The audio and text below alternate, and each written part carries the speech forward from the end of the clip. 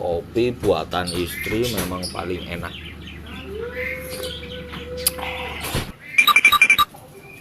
Mas, lagi ngapa?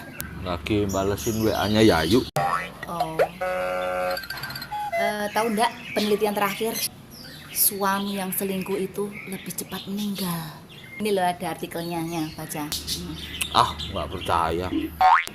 Lo ada bukti konkretnya.